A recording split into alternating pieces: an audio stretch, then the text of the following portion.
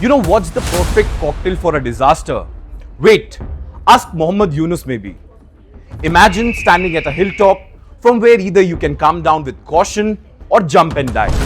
Well, it seems Yunus wants Bangladesh's faith to be the later one. Bangladesh stands at a precipice grappling with intertwined political, judicial and security crises that threatens its social fabric.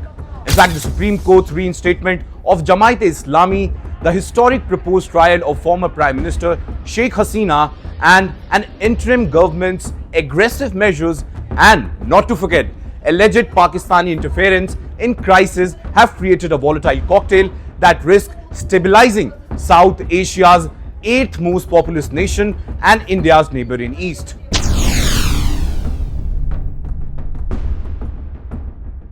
On June 1st, 2025, Bangladesh's Supreme Court overturned a 2013 ban on Jamaat-e-Islami, clearing the path for the Islamist party, which opposed Bangladesh's 1971 independence from Pakistan to contest elections after 12 years hiatus. In fact, the decision followed the acquittal of Interim Islam, a Jamaat leader previously sentenced to death for atrocities during the Liberation War. While Party's council called the verdict as a victory for multi-party democracy, many condemned it as a betrayal of the 1971 martyrs. Jamaat's revival has reignited debates about its wartime collaboration with Pakistani forces, and the party's vague apology for the past wrongs failed to modify and specify secular factions who fear its electoral participation could normalize Islamist extremism.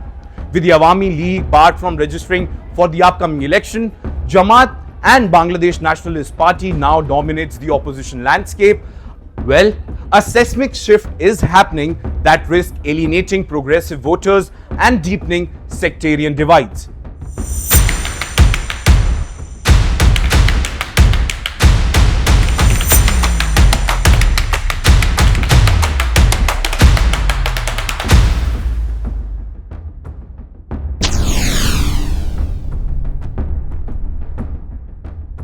Bangladesh's International Crimes Tribunal has formally charged Hasina on June 1st with crimes against humanity, including mass murder, for her alleged role in the 2024 crackdown that killed up to 1,400 protesters.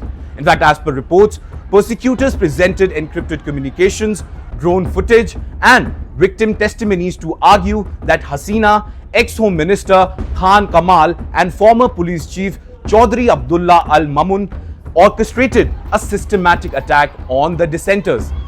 In fact, not only this verdict is also very crucial in many sense, but the way it was delivered, it's also very important.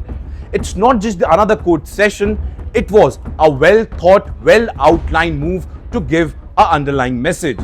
The tribunal's proceedings were broadcasted live on national television for the first time in the country's history, simply aimed to amplify public engagement, but also to give a very obvious message. Well, we all know.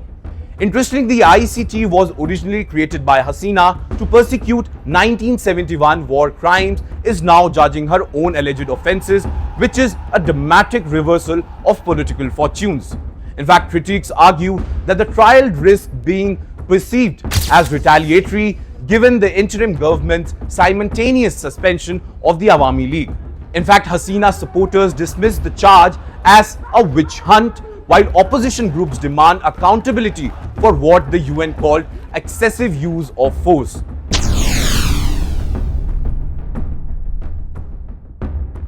Now, son of former Bangladeshi Prime Minister Sheikh Hasina shared a video of LET terrorist Musmail Hasmi claiming his role in Bangladesh's turmoil. In fact, in the now viral video, Hashmi was heard threatening India and hurling inflammatory comments against New Delhi. The LET terrorist not only threatened India but also claimed involvement in the toppling of Hasina administration. In fact, this video unveils the link between the Pakistan terror groups and Bangladesh protests that eventually led to the end of 15-year-long regime of Hasina. Not to forget, Pakistan militaries deal with Dhaka to train Bangladeshi counterparts, and the military of Bangladesh. This was for the first time since 1971 Liberation War that Dhaka has reached an agreement with the Pakistani army to train Bangladeshi troops.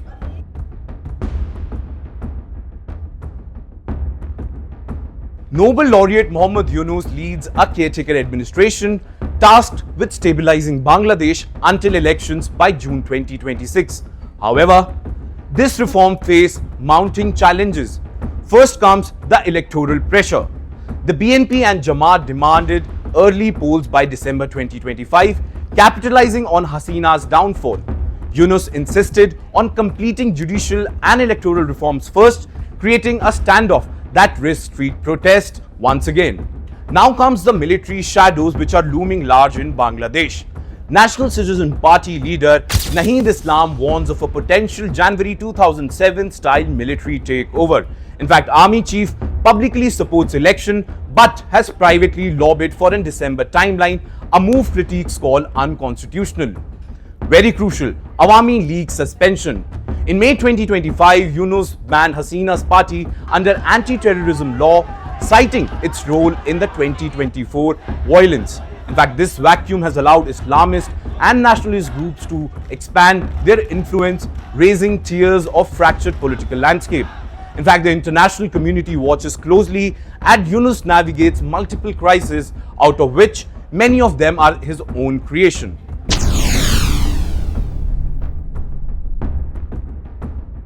India too is closely monitoring the entire situation in Bangladesh.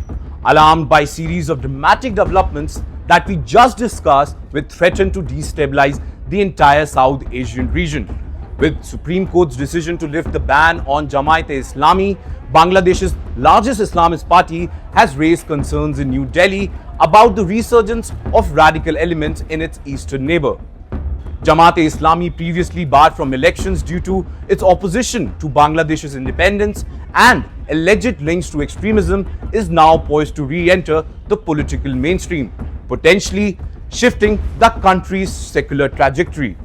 Well, compounding these anxieties, former Prime Minister Sheikh Hasina has been formally charged with crime against humanity, including mass murder, by Bangladesh's International Crimes Tribunal. Sheikh Hasina, who is exiled in India, has rejected these charges and called them politically motivated.